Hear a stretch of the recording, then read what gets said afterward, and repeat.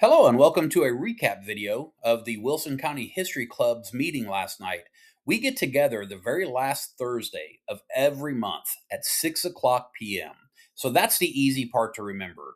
Monthly, the last Thursday at 6 o'clock. However, where we get together sometimes changes. We generally meet at the Fight Fessenden House.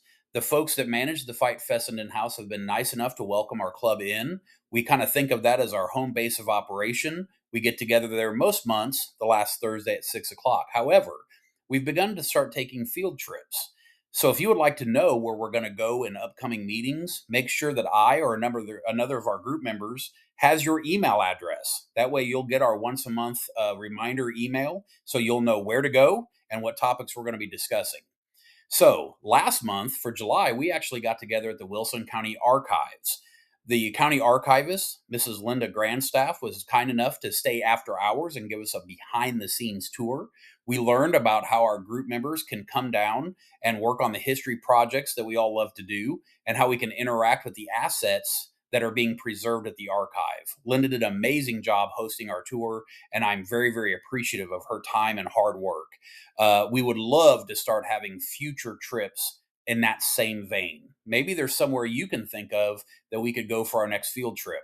So please feel free to reach out and let us know where you would like to go to learn more about Wilson County history. But in the meantime, why don't you join us next month? These videos are nice, but they're no replacement for getting together in person. Before we started our meeting, we went ahead and acknowledged the loss of Dolly Parton this week. Dolly's work in her nonprofit enterprises is foundational to how we go about living in Tennessee. To say that Dolly was an asset for the entire world is no understatement. But for anybody here in Tennessee, we all know how special Dolly was and the things that her foundations and her nonprofit attitude have brought to our state. So we just pause to appreciate everything that Dolly's done for folks here in Tennessee. To do that, I went ahead and found this image right here. This is called Our Lady of the Holler, Slayer of Jolene, patron saint of childhood literacy. This piece of digital art was actually created by the lady that you see there next to the Instagram logo, Stacy Williams. I found it online a few months back. She actually had created a t-shirt with this image on it that was sold as a fundraiser to help in the recovery efforts after Hurricane Helene. And as is Dolly's style, she never took credit for that. She never really got her name attached to it, but she was behind the scenes making sure that the funds from the sales of those t-shirts went to where they were needed in our state. And I think that really speaks to the volunteer spirit overall. So as the coming months and all the tributes that we're going to see coming out about Dolly, just remember her place here in Tennessee. And on that note, we did discuss ways that Dolly Parton has connected to Wilson County. All of our club members that were in attendance surprisingly all had a story personally about Dolly. Folks had met Dolly, folks that they know that had worked with Dolly. It was pretty amazing to see the local connections to Wilson County just in our little group. So we would love to hear if you've got a local connection to Dolly Parton. The one that I shared was what you see on the screen right here. Dolly actually stopped by at the Capitol Theater right on the town square back in 2003. She did a photo shoot that was to be used for an upcoming album, the Ultimate Dolly Parton album that you see right there. The front cover image is actually right at the ticket booth inside our local Capitol Theater. I thought that was an excellent local connection and a tribute to the times that Dolly was something a part of something right here in Wilson County. In neighboring Smith County back in 1973, Dolly was actually the featured performer at the Army Corps of Engineers dedication for the opening of the Cordell Hull Dam. That was in October of 1973. What was amazing was when we started to talk about this last night at the meeting, one of our club members acknowledged that those kids you see in the background back there, she was actually in that group. Dolly had invited some local high school students to come out and play along in the ceremony, and her band actually played with them. So one of our club members actually got to play with Dolly one time. We thought that was a pretty amazing local story. One of the little points of discussion that we went over last night are changes in the National Preservation Act, Section 106. If you've never heard of that before, that's okay. This is a good time for you to kind of get aware of what it is. The Tennessee Historical Commission has been posting on their social media channels this two-page flyer that you see discussing Section 106, what it is, and what changes are coming up for that important legislation. Now, how we go about doing history here in Tennessee has a lot to do with state and federal funding. The Tennessee Historical Commission does an amazing job on what amounts to a shoestring budget. We have so much history to take care of here in Tennessee, and it is not fully funded in ways that we would like to see. The threat that we are going to see as changes to Section 106 are taken in the coming months and years are really going to dictate the future of how we do history here in the state. So I highly encourage you to check out the Tennessee Historical Commission's webpage. I went ahead and made this QR code for it here that you see on this screen. This takes you to this webpage, the Section 106 proposed revisions. It's actually on the Tennessee Historical Commission's tn.gov webpage.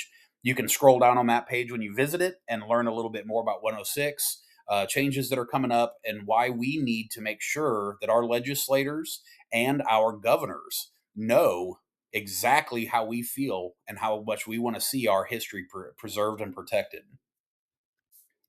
Another topic that we discussed was river cane. So we are very fortunate to have in our midst in our club a gentleman named Pat Cummins. He is a seasonal interpretive ranger that offers programming out at Cedars of Lebanon State Park. If you did not know, Cedars of Lebanon State Park actually has two additional units that they manage, one being the Sadie Ford Farm, which is right across the street from Cedars of Lebanon State Park, and then also the Sellars Farm State Archaeological area that's on Poplar Hill Road. What's important to know about that site is it's a Mississippian period Native American archaeological site. Pat gives amazing tours out there as part of his role at Cedars of Lebanon. One of the topics he likes to discuss is the importance of river cane and the indigenous legacy that we can learn from that plant. Myself and a gentleman named Tom, that's a member of our group as well, serve on the board of directors of the nonprofit group called Friends of Cedars of Lebanon State Park, and we are actually starting a new project involving river cane. We're going to start to propagate native river cane, sell it in little handmade pottery pieces that mimic some of the things that the Mississippians would have used every day. And we're going to sell that to raise funds to design and implement new educational infrastructure, not only at Cedars of Lebanon State Park and at Sellars Farm State Archaeological Area, but in conjunction with other friends group in the state that can put programming in place at other state parks. River cane, if you're not aware of it, it's a native bamboo. It was foundational to the Mississippian period Native Americans that lived here in Wilson County and all across the state. They used it in their building. They used it to make their pottery. They used it to make their basketry. Their life was literally dictated by the use of river cane, and it provided the cornerstone of an ecology that we have lost. Did you know that Wilson County actually used to have wild parakeets that lived in the crazy bamboo jungles that river cane created? There are so many things that we lost when we changed how we treat the land. So those are just the kind of lessons that you can learn out at Sellers Farm. And the Fringe Group is going to do everything they can to make sure that river cane is understood by the public today. If you're interested in that topic, please feel free to reach out to myself. My name is Scott, or to our fellow club member, Tom, and we can help you kind of hook up with the rest of the Friends group out there and start helping us with this project. If you've got any kind of specialization in fundraising projects such as this, let us know. We would love to seek your assistance. We also had at our meeting last night a gentleman named Thomas Gallaher. Thomas is a local here. He was actually born and raised in Lebanon. You may recognize his last name, Gallaher. His dad was actually an optometrist here in the county for years. A lot of our group members last night had shared that when they were kids, that Dr. Gallaher was actually their eye doctor. But Thomas he grew up here, but he moved away. He actually lived down in Florida for a while and did work with the Seminole Nation. He does live up in Chicago now, but he actually recently wrote a book called Osceola, Passion for Freedom. You can see it on your screen right there. I'll have a link to it in the description so you can click right to it on Amazon and pick up a copy. This is a work of historical fiction. And Tom was nice enough to come down last night and tell us about his long period of research that he put into this book. It is a well-written book that is like 95% dedicated research and like 5% fictional narrative to tie it all together. And he did an amazing job. We were so lucky to have Tom come and meet us last night with the rest of the club and kind of lay out how he did his research, some high points from the book, and maybe even future projects he'll be working on. So, what an asset to have him come and talk to our history club last night about his recent book. Speaking of books, we did talk a little bit about this Thoroughfare for Freedom text. If you've never heard of this book, it was written by a pair of historians here in Tennessee named Jack Masters and Bill Pullier. They were actually centered out of Sumner County at the time that they wrote the books, I believe. There's a 3-volume set that were just as beautifully illustrated and put together as the book that you see on your screen right now. In particular, the Thoroughfare for Freedom Volume 2 book that you're looking at was actually housed all of the maps for Wilson County. So this one really has a local touch for us here. And those maps are of the North Carolina land grants that were paid to Revolutionary War soldiers. If you know much about our history in the late 1700s, folks that came to settle Middle Tennessee usually did so as payment for their service in the Revolutionary War. So this amazing 3-volume set goes through and traces all of those different land grant maps. But they are also chock full of amazing artwork and essays about different topics of Tennessee history. They really are a one-stop shop for all Tennessee history, but they actually are very well centered on Wilson County history as well. The reason I'm bringing all this up is I actually have an extra copy of this volume here, Thoroughfare for Freedom, because I had bought the entire 3-volume set later on, which gave me an extra copy of this one. So with Dolly's passing, I had thought, you know what? I'm going to go ahead and sell that volume that I've got, that extra one, and take the proceeds and donate it to the Imagination Library in honor of Dolly.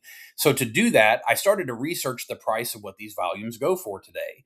They are typically for sale anywhere from $300 to $600 per volume, and there are 3 volumes. These are not inexpensive. They are very expensive books, but they are well worth the price for anybody that loves Tennessee history.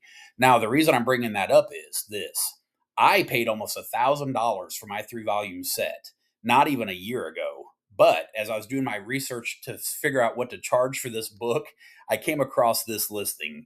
You can right now buy the whole 3-volume set of this amazing historical work here in Tennessee for only $300. I was floored when I saw this listing on eBay. You can actually go on and click and buy a set right now through this link. There's 9 of them available as of yesterday, and they're being sold actually by the Cumberland River Compact. The reason that's important is on the front slipcover of that 3-volume set you see in the picture, it actually talks about the Cumberland River Compact. When the authors released this 3-volume set, they made this special limited edition set for sale to raise funds for that important charitable work that the Cumberland River Compact does in protecting the entire watershed of the Cumberland River. They're headquartered out of Nashville. I happen to have a friend down there that works for the Cumberland River Compact, so I gave her a call to make sure that she knew, you're selling that for $300. Each individual volume in that set is actually worth at least that much. You should probably up your price a little bit. But she let me know, you know what? We have 10 sets of these 3-volume books, and we're going to go ahead and sell them through eBay as a fundraiser for that low price, because that's about what they sold them for when they first originally got that set over a decade ago. And they just didn't want to raise the price too much. They didn't feel that's correct. So after speaking to her, I found out that not only do they have the 10 sets that are available for sale on eBay, but they have an additional 20 sets of that amazing history book set that they're willing to sell to our club members for $300. And if we go down there and pick it up from them directly at their office downtown Nashville, we can skip the shipping. That's almost $40 to ship that 3-volume set to somebody. These are very large books. So some of our club members had already discussed, I think so far there's 4 or 5 of us that are going to go in and buy some of these sets from directly from the Cumberland River Compact. So if you're interested in getting a 3-volume set for yourself for the low price of $300, which is crazily inexpensive for that set, just let us know, and you can come down with us, or you can send us with your check, and we'll get you set up so you don't have to pay the shipping. That's just another kind of member benefit of being a part of our club, is you get access to these kind of things whenever our members find out about them. I'd like to thank you for your time today and for your interest in Wilson County history. Remember, the last Thursday of every month at 6 o'clock, we get together. And if you would like to be a part of our future meetings, make sure we've got your email address. We'll get you put on that notification list. And most importantly, get ready to come out in person. Again, I know these videos are nice to sit in the comfort of our home and learn a little bit about local history.